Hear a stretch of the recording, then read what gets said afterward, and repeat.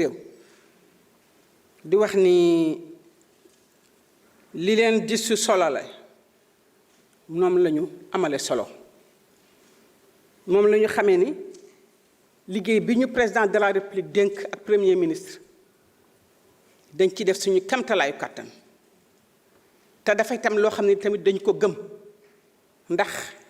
xam nañu Sénégal fi mu nekkoon démb xam nañu Sénégal fan lañ ko bëgg a jëmale xam nañu li fi xew te tamit xam nañ ne dëgg rek moo jëkk te mooy mujj liggéey bi ñuy def nag ñu santuñu ko dañ koy def dëgg ci awale yoon rek yemale ñëpp awale yoon nag ñu xooluñu ci politique xëy na am na ñu bare ñoo xam ne ñi noonu la ñu tàmmee di doxale waaye man ku ma xam-xam ne man dëgg laa xam jub laa xam wax dëgg laa xam kenn ci Sénégal mënul taxaw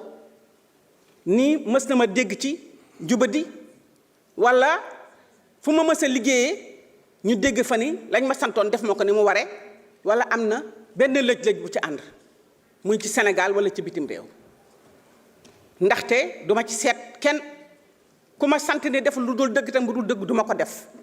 mais nag lu ma xam ci sama aqulaayu taala ni li mooy yoon wi war dinaa ko topp ba mu jeex ndax man loolu rek laa gëm kon ñi nga xam ne ñii dañuy dànkaafu justice naan juge nañu def seen liggéey ak buñ ko def jàpp naa ne ñun ci suñu magistère bii dinañ fexe ba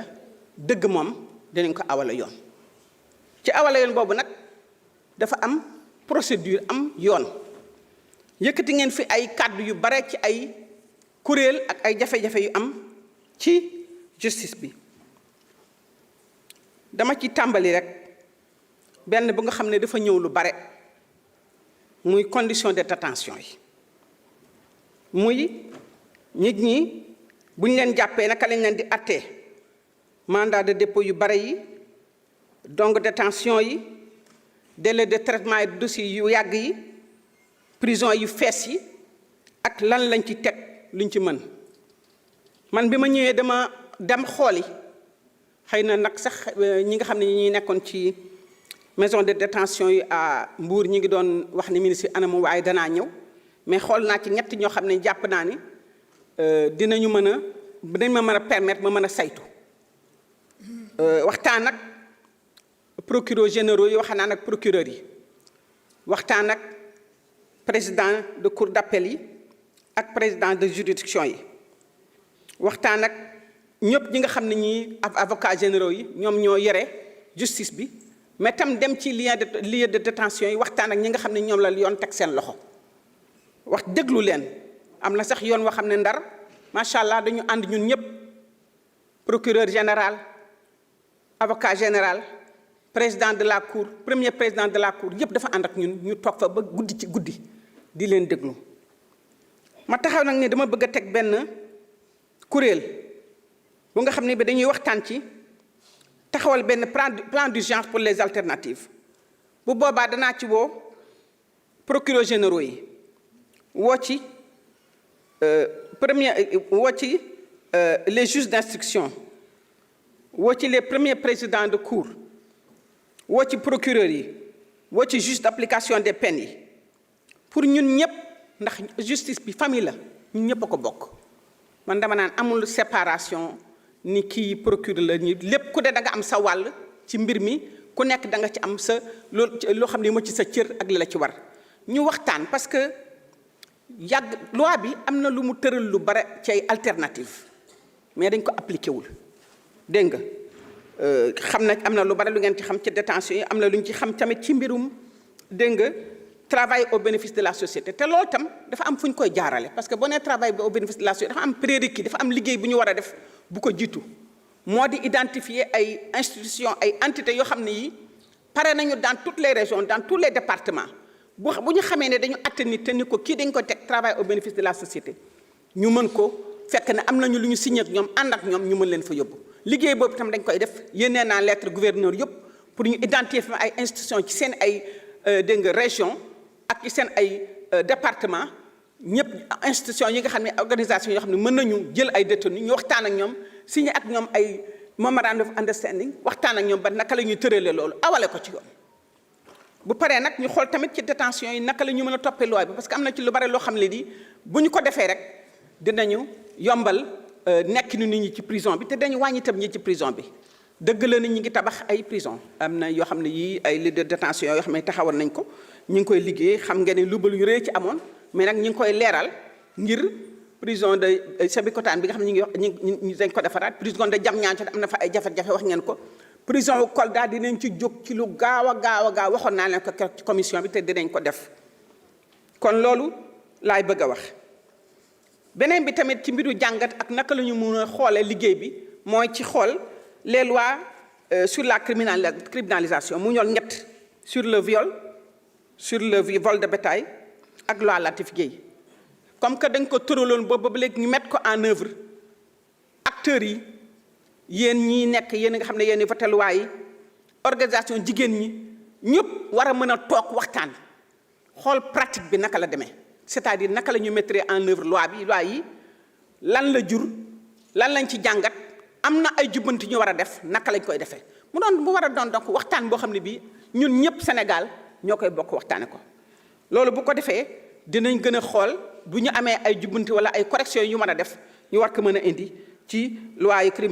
criminalisation yooyu ñu tegoon. dama bëgg rek évoquer kayit yi soog a dem ci kii am na tam député bu ma laaj mbiru extradition yi. extradition yi nag député bi Fatou Cissé Goudiaby évoqué ne loi wu France ci mbirum extradition. Comme vous le savez, le Sénégal a signé des accords avec la France pour l'extradition. La France souvent demande au Sénégal qu'on extradie ses citoyens au Sénégal. Ces citoyens peuvent être français seulement, ils peuvent être sénégalais et français ou autres. Lorsque la France demande à ce qu'on extradie des Sénégalais, le Sénégal, bien sûr, pose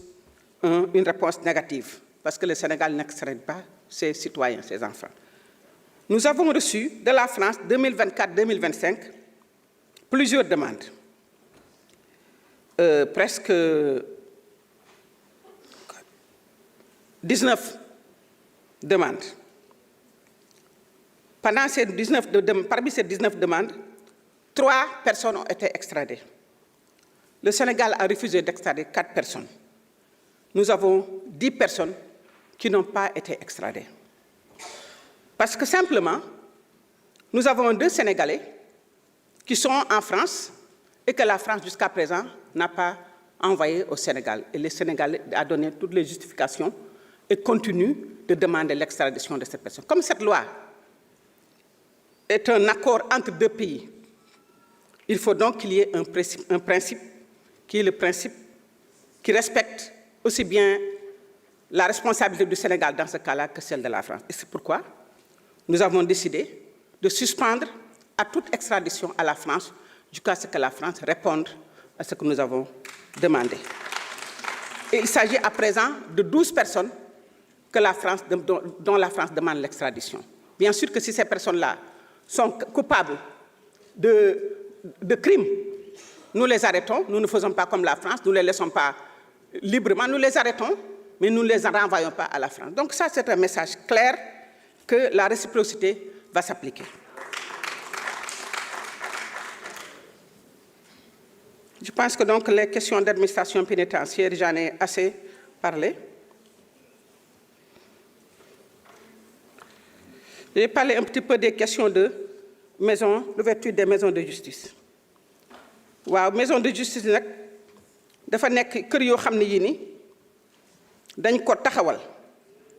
mu tegu ci convention boo xam ne dafa nekk ci diggante maire yi ak ministère de la justice. Donc am na solo ñu xool naka la ñu mën a